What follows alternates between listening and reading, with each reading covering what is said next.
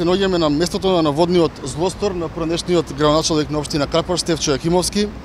Овие жардинјери беа направени од истиот тој градоначалник со цел, како прво, да се отстранат сите паркинг возила долж тревникот на булеварот Партизански одреди, како второ, да се заштитат пешаците и велосипедистите од сообраќајот и од неодговорните возачи, и како трето, естетски да се разубави најголемиот булевар во Република Македонија, тоа е булеварот Партизански одреди.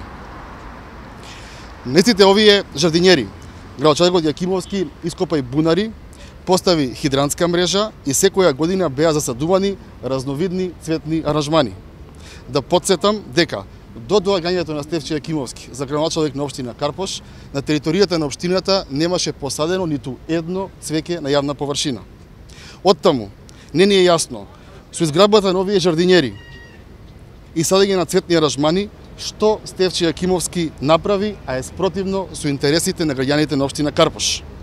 Значи, тој не е обвинет за криминал, тој не е обвинет за корупција, туку затоа што премногу работел и премногу направил за своите граѓани.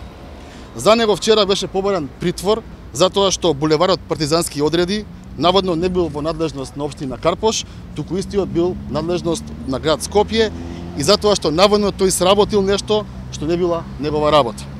Почитувани, не беше обврска на поранешниот градоначалник Јакимовски да ја коси тревата на територијата на општина Карпош, туку тоа е работа на градот Скопје, па тој повторно ја косеше.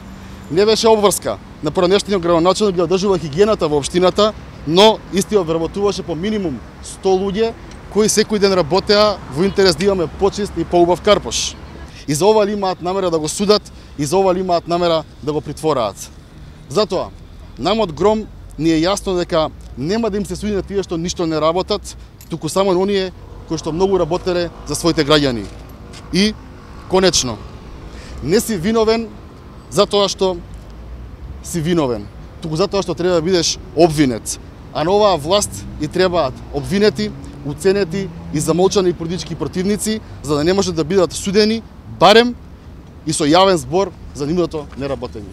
Ви благодарам, дали имате прашање.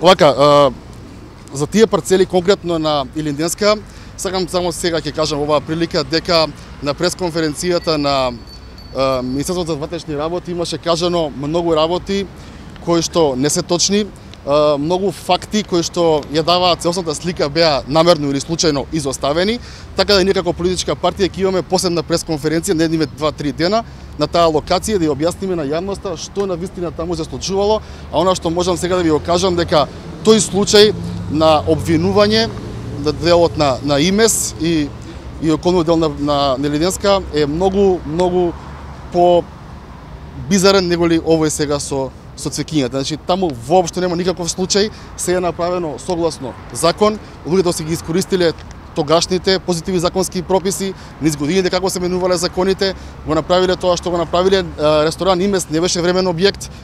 Само ќе ви кажам во оваа прилика дека во 1964 година таму е направен времен објект од 50 квадрати.